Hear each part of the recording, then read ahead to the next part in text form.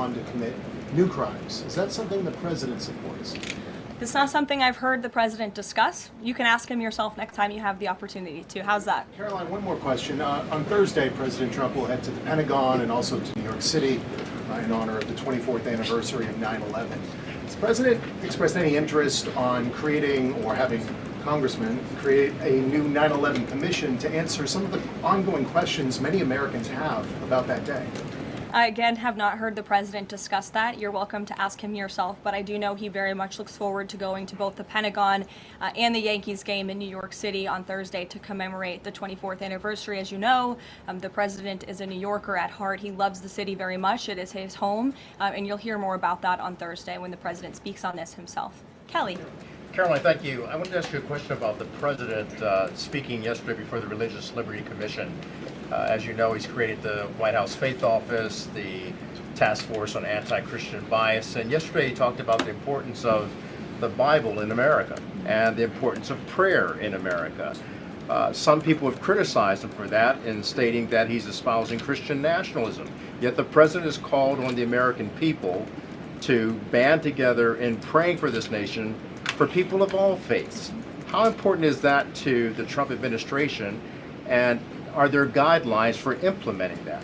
Well, last time I checked, it's not just Christians who pray, it's people of all faith who pray, and that's what the president wants to protect, the religious freedom for Americans of all faith. And he spoke about that yesterday, and that's why he was very proud and excited to announce this new initiative, Pray America, encouraging all Americans to pray for our country and the goodness of our country leading up to America's 250th birthday next year. Why don't we take some from the sides? Elizabeth, go ahead. Thank you, Caroline. I have two questions. Sure. First, on prayer again. Is the Trump administration looking for the forthcoming prayer guidelines to challenge existing court precedent on the right to pray in public schools? Well, the president spoke about that yesterday, and some of the changes we are making to ensure that the religious liberties of America's students and our youth are respected in public schools. In fact, he had a young student and invited him on stage to share his story about how when this young boy spoke about biological and biblical truth in his classroom, he faced consequences for that, and how Americans of faith should not be facing consequences for expressing their religious freedom and their religious views. Not in any public school in America should that be happening. You heard the president talk about that yesterday. Sure. Caroline, thank you so much. Regarding Israel attacking Doha, beside the phone call, what was President Trump's involvement in the attack, if any? Look, I don't have anything more to read out for you on this other than the very lengthy and thorough statement that I have shared repeatedly now. Sure. Go ahead. Thank you. After the Supreme Court ruling yesterday on the ICE raids in Los Angeles, some particularly non-white U.S. citizens are saying that they're going to begin carrying their U.S. passports with them at all times. What is the White House's response to Americans who are concerned about being swept up, as others have been already, in these enforcement actions?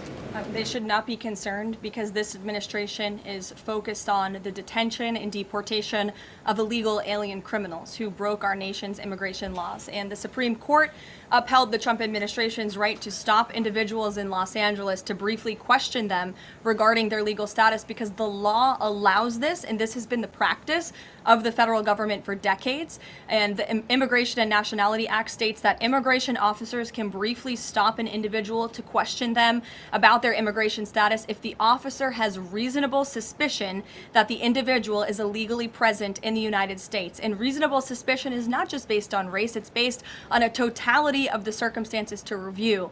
And I will tell you, I spoke to our border czar about this morning. When ICE goes out to conduct a targeted operation to deport illegal criminals from our community, they are doing so with intelligence, they are doing so with law enforcement sources, they are doing so in most cases with the backing of local law enforcement who know exactly where these illegal alien criminals and drug traffickers and drug dealers are hiding in plain sight in American communities. And the men and women of ICE are doing everything they can to not only follow the law, but to enforce the law. And it's about time that has happened, because we had 4 years of an administration who completely ignored and evaded our nation's very clear immigration laws, and the Supreme Court has reaffirmed that. Thanks, Caroline. One of the other documents released by the House Oversight Committee contained a photo of Jeffrey Epstein holding an oversized check that was made out to him in the check from the president for $22,000 for a fully depreciated woman. I wondered if the president has any recollection of that, or what you guys make of that photo that was included in those documents. Did you see the signature on that check? It is not Donald Trump's signature. It is absolutely not. The president did not sign that check. But does he recognize Jordan, the go woman? ahead. Caroline, Thank you, No. Caroline. on the New York City election, Caroline. is he Well, I'll considering? take both of you. Go ahead. So first, is the president considering offering Mayor Eric Adams a job? If so, why? And does he think Curtis Sliwa is a serious candidate for New York City mayor? Look, the president has made it quite clear he wants this race to move forward in New York City. He does not want a communist to be running New York City, but as for weighing in on other individual candidates, I'll leave that to the president to do himself. Caroline, and then following up on Reagan's question, many of these highest crime cities in America, they're led by black mayors, including the three that you mentioned, Jackson, Memphis, Birmingham. So given that, what's your response to criticism from the left that Trump is targeting black mayors? Isn't he just trying to protect black people? The president is trying to protect all Americans from crime, and he wants to make all of our cities in America safe. And the fact is, the most dangerous cities in America are run by Democrats, overwhelmingly. And according to the FBI crime statistics, 19 of the top 20 cities with the highest murder rate are run by Democrats. And these high-crime, Democrat-run cities are driving up the crime stats in otherwise safe red states. So, of course, he wants to address this problem. He's made that quite clear. Mike Johnson, he came out and said that the president was an FBI informant. Do you know what he meant by that, if it's not true?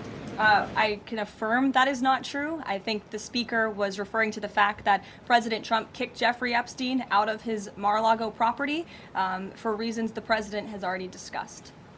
John. Oh, thank you, Caroline. First of all, as a Washington, D.C. resident with my family, I just want to thank the administration for revitalizing safety here in the last 3 weeks. It's been stunning. Well, I want to go to Virginia. All of a sudden, out of the blue, Winsome Sears has closed the gap on Abigail Spanberger. Got 4 issues. Coerced abortions in Fairfax County without telling mom or dad, no parents, girls going in boys' bathrooms on film, right? 2 of the young fellows get suspended for complaining about it. Virginia Beach man, an innocent man, is now died in a car crash by a drunk illegal going on the other side of the road. And now you got Spanberger's got these racist signs. When are we going to get the president to make an official endorsement of Winsome Sears and maybe come and campaign in Southwest Virginia? Well, as you know, I'm very limited in what I can talk about when it comes to political endorsements in future elections from this government podium. But all of the issues that you just mentioned, I know, are very important to the president, and it's quite common sense. It's the foundation of the Republican Party, and it's what sent this president back to the Oval Office. We want to keep men out of women's sports and bathrooms. We want criminals to be locked up. The president wants to see law and order in every state across the country. But as for political endorsements, I'll leave that to him and his political advisors to make those. Sure. Haley. Thanks, Caroline. I have 2 questions for you, if it's okay. One on Doha and one on immigration and crime. Sure. On Doha, ahead of the strike we saw today, did the administration at any point try to dissuade the Israelis from the potential for an action like we saw today? Again, I have answered questions repeatedly on this. I have a very lengthy statement which we will release after this briefing for all of you to read and to report on once again. Okay, and then on a case in Maryland, the killing of Dakara Thompson, there are reports that the suspect arrested for her murder was in the country illegally and arrested and released for driving under the influence both in 2022 and in April of this year by U.S. Park Police.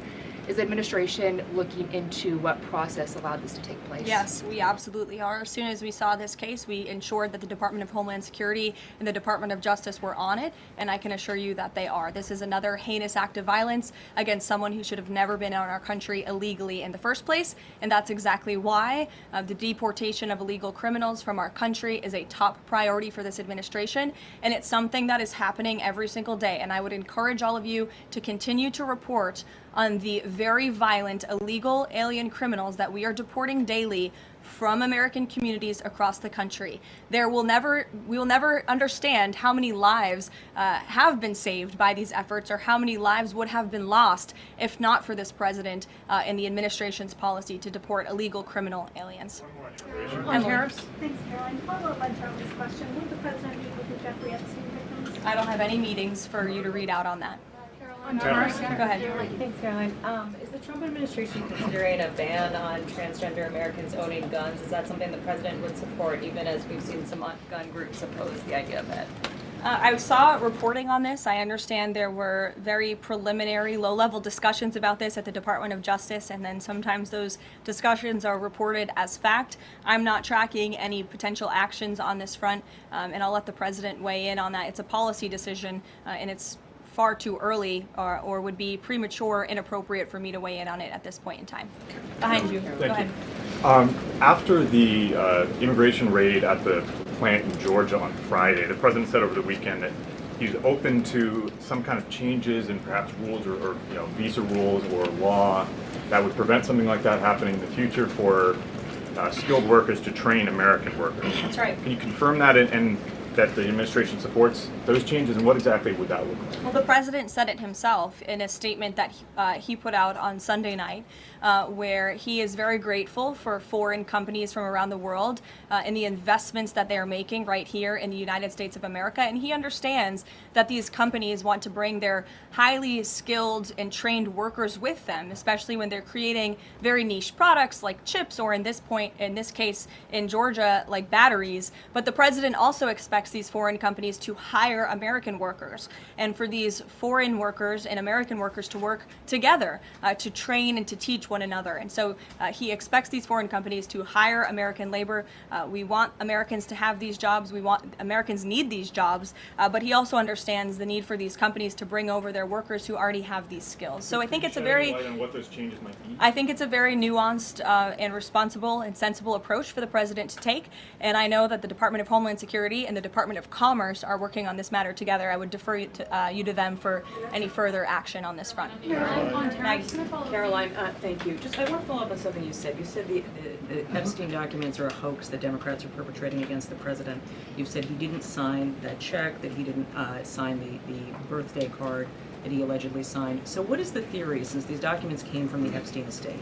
Who is I guess in your view, faking these documents? I did not say the documents are a hoax. I said the entire narrative surrounding Jeffrey Epstein right now that is absorbing many of the liberal cable channels on television is a hoax that is being perpetuated by opportunistic Democrats like Ro Khanna and the others whom you saw on that press conference outside of Capitol Hill, who are trying to push this hoax against the President of the United States. What exactly is the hoax? I'm just trying to understand what's fake. What's fake is not the documents. The hoax then? is the Democrats pretending to care about victims of crime when they do not care about victims of crime, when they have done nothing to solve crimes, when they have done nothing to lock up child pedophiles and child rapists across the country, and when they are now using victims as political props to try and, again, smear the President of the United States and drag on this bad story about him. It is a distraction. The Democrats view this story as nothing more than an attempt to distract from the accomplishments and the achievements of this administration.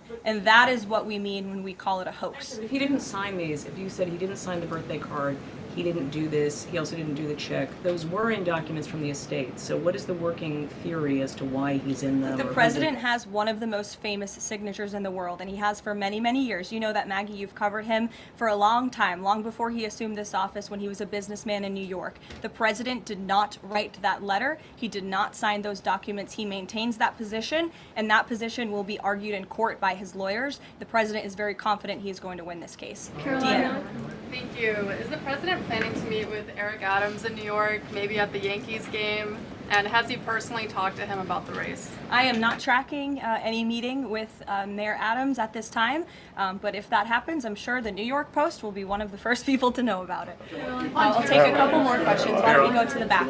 Tom Dempsey with News Nation. Regarding the growing U.S. military News presence... Nation, all the way in the back. Regarding the U.S. military, the growing U.S. military presence in the Caribbean, When asked directly about possible future military action, President Trump responded, "You're going to find out." What could the U.S. public expect of that situation moving forward, and what sort of ongoing threat does Trendeo Agro present? I think it would be very unwise of me to preview what the president meant from this podium. But I think what the heart of what the president was saying, I know what the heart of what the president was saying in this administration believes, is that the regime in Venezuela is illegitimate. And it is unacceptable to this president and this administration to traffic illegal, deadly drugs into the United States of America. And that's why the president and the administration took very strong action against a boat and 11 narco-terrorists in international waters, as you all saw. I think that sends a very strong message to drug traffickers around the world. The president will not tolerate it, and the amount of drugs on that boat represents the lives of thousands of Americans that could have been killed by that deadly poison, and we're not going to allow that deadly poison to come into our country. The president will be signing a proclamation in the Oval Office later this afternoon, and we will see you all later. Thank you. Thank you.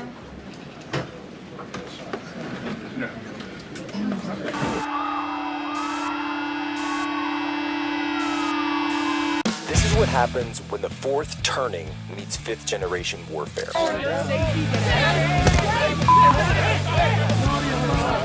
A commentator, international social media sensation, and former Navy intelligence veteran. This is Human Events with your host, Jack Posobiec. Christ is king. And here's a picture of it. This is the picture of it. And this is a picture of the woman. A beautiful young girl that never had problems in life, with a magnificent future in this country. And now she's dead. She was slaughtered by a deranged monster who was roaming free after 14 prior arrests. Ladies and gentlemen, welcome aboard today's edition of Human Events Daily. We are here live in Washington, D.C. Today is September 9th, 2025, Anno Domini. You just saw Caroline Leavitt give a press conference there in the White House, answered a number of questions. President Trump also coming out and releasing a statement all about this horrific Charlotte stabbing. And this poor girl, Marina Sky, and we're going to be going through this film in detail. There's new footage that has come out, so new details, not the exact moment of the killing, the stabbing just yet. There's a few images of the aftermath. We'll get into that in just a little bit here. But President Trump and both Caroline Leavitt clearly making this horrific incident a symbol for our nation of the, and I'm just going to say it, folks, the anti-white violent epidemic that is going on in our country. It's gotten too big to ignore. It's gotten absolutely too big to ignore. And if you are white in America today, in many of these big cities, you are considered fair game. You are considered fair game by people and thugs and animals like this who absolutely should have been locked behind bars many times. It was let out again and again and again. And why do they do this? Well, I'll explain. Urban elites use violent criminals to cow the middle class and the working class into submission. This is done through a deliberate policy of urban destabilization. This is done so that people don't fight back. It is a system of terrorism against the American people called anarcho-tyranny. It is the same anarcho-tyranny whereby if a man like, Daniel Penny, had Daniel Penny been on this train, who knows? Perhaps this situation could have been avoided if Daniel Penny was there. But what happened to Daniel Penny? He got put on trial. He got put on trial for defending an entire train full of innocent people. For stepping up and doing the right thing, he was put on trial. But a violent thug like the Charlotte stabber? No. He gets let out 14 times. 14 times with cashless bail. And again, I want to impress this upon you. Unhumans. The history of communist revolutions. This is what they do. This is That's what they do. It's what they've always done. This is exactly what they did in Bolshevik Russia. This is exactly what they did in revolutionary France. This is exactly what they did in China. This is exactly what they did in Spain. They let the predators out to prey on the weak so that they can take control of society, and they don't care how many people have to die. The killing is the point. They hate white people. Now, that's very specific to today's day and age. They hate white people. They want white people to die. And if you don't die, then you need to be submissive. You need to be cowed. You need to be cowardly. You need to not respond. They will kill your daughters for riding on the train. And they will say, oh, well, just another statistic. You can go look at the statistics on black on white violence in this country. You can look at the statistics on minority on white violence in this country. It is staggering. It is absolutely staggering. Everything they said about BLM was a complete lie. A complete lie. In fact, the opposite has been true, and the numbers do not lie. The FBI crime statistics do not lie. And you know something, folks? I'm not going to lie. I'm going to tell the truth because we have a problem of violent crime in this country, and white people have been the target for years at this point. And the media, Hollywood, and all of the intelligentsia love to cheer it on right up until an innocent young girl is stabbed for the crime of being white in America. Be right back. Jack Posobiec, Human Events Daily, Real America's Voice.